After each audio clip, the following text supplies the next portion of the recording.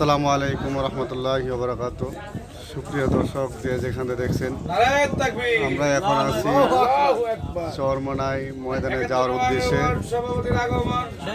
তো আমরা বিশাল বড় এক কাফেলা নিয়ে যাচ্ছি। এখন আমরা একটি কফি হাউসে আসছি। অনেক মুজাহিদ ভাইরা চরমোনাই যাওয়ার জন্য রওনা হয়েছেন। এখানে এসে অনেক ভাইদের সাথে সাক্ষাৎ হলো।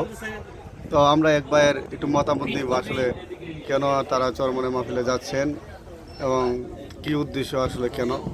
তো হযরত একটু যদি বলতেন, আসলে চরমোনাই ময়দান কেন আমরা যাচ্ছি। আলহামদুলিল্লাহ, আল্লাহ পাকের লাখো কোটি শুকরিয়া যে দীর্ঘ কিছুদিন পরে আমরা আবার চরমোনাই মাহফিলের উদ্দেশ্যে যাচ্ছি।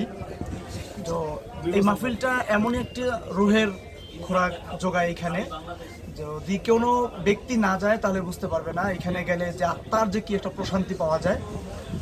তো প্রত্যেকটা যুবক বা প্রত্যেকটা ভাইকে উদারত আহ্বান জানাবো যে আপনারা আসেন, অন্ততপক্ষে একবার হলেও ঘুরে দেখে যান। এই যে কারিমাবাদের এশকের স্থানে মাওলা পাকের এশক অন্তরে যে কি পরিমাণে জ্বালা তৈরি করে, এটা একমাত্র এখানে যারা আসে তারাই বুঝে। এই জন্যই প্রতি বছর এত লাখ লাখ লোকজন তাদের সকল ব্যস্ততা ফালায় রেখে, তাদের সকল কার্যক্রম ফালায় রেখে তারপরেও মাওলার প্রেমে পাগল হয়ে চলে আসে। তো একবার আসেন, আইসা দেখেন এখানে কেমন লাগে। অন্ততপক্ষে আমার রিকোয়েস্ট, অন্ততপক্ষে ঘোরার জন্য হলেও, আমরা তো বিভিন্ন জায়গায় ট্যুরে যাই, অন্তত ঘোরার জন্য হলেও একবার আইসা দেখেন। যাক, আলহামদুলিল্লাহ।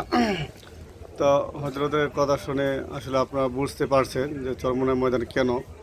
তো রুহের খাবার কিছুক্ষণ আরেক ভাইয়ের সাথে আমরা কথা বলছি। তো উনি আপনি ভাই চরমোনাই ময়দানে কি আগেও গেছেন কিনা, বা এবার আপনি কতবার বা গেছেন কিছু বলতেন। আমি দীর্ঘদিন যাবৎ যাওয়ার আশায় ছিলাম, কিন্তু যাই করে যাওয়া হয় নাই। গেল অগ্রহায়ণে যাওয়ার পরে ইনশাল্লাহ মনের যে একটা খোরাক ছিল পূর্ণভাবে তৃপ্তিভাবে পাইছি। এখন মাহফিলে আসলে খিদা বাইরে যায়, না যাইতে পারলে আর ভালো লাগে না। যদি কেউ না আসছে, না গেছে, শুনি বুঝতে পারবে না। তো রুহের খাবার, রুহের খোরাক সংগ্রহের জন্য আমরা এখানে যাচ্ছি। আত্মশুদ্ধির জন্য, নিজের পরিবর্তন আনার জন্য, আমল আখলাকের পরিবর্তনের জন্য আমরা এখানে যাই। সবাই আসবেন, সবাইকে আসার আহ্বান। আসসালামু আলাইকুম। যাক, আলহামদুলিল্লাহ। আপনারা আসলে এখন শুনছেন, এতক্ষণ আমরা বিভিন্ন জনের সাথে আলোচনা করছিলাম। তো এখানে আমাদের এক হযরত বসে আছেন নিরিবিলি। আমরা তার থেকে একটু মতামত নিব যে ঠিক আছে, আসলে চরমোনাই ময়দান আপনি এর আগে কি কতবার গিয়েছেন কিনা, বা কেমন লাগে ওইখানে ময়দানে। আসলে চরমোনাই ময়দান আমার একটা বরকতময় ময়দান। এখানে আসলে মানুষের রুহের যে একটা খোরাক থাকে, খিদা থাকে, এটা আসলে আমি যখন খেয়াল করছি যে এই 2-1 বছর যাই না, তখন আমার আমলের স্কোরটা নামতে থাকে। আবার যখন দেখি আমি ঘন ঘন যাচ্ছি, আমল আলহামদুলিল্লাহ বৃদ্ধি পায়। তখন বুঝতে পারলাম যে চরমোনাই এমন একটা বরকতময় মাঠ, এখানে গেলে মানুষের আসলে রুহের ইমানের যে তরতাজা ভাবটা আসে, এটা এমনি আসে না। আলহামদুলিল্লাহ, এর জন্য আসলে আমাদের যতটুকু পরিবর্তন আলহামদুলিল্লাহ চরমোনাইয়ের কারণে, মাঠের ফজিলতের কারণে, যেন আমরা সবাই চরমোনাই যাবো এবং সবাইকে চরমোনাই দাওয়াত দেবো ইনশাআল্লাহ। যাক, আলহামদুলিল্লাহ। আপনারা তো কিন্তু দেখেছেন।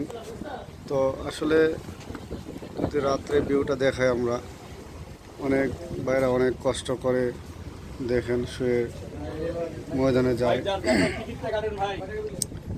এই যে বিভিন্নভাবে দেখেন কেমন শুয়ে আছেন তারা।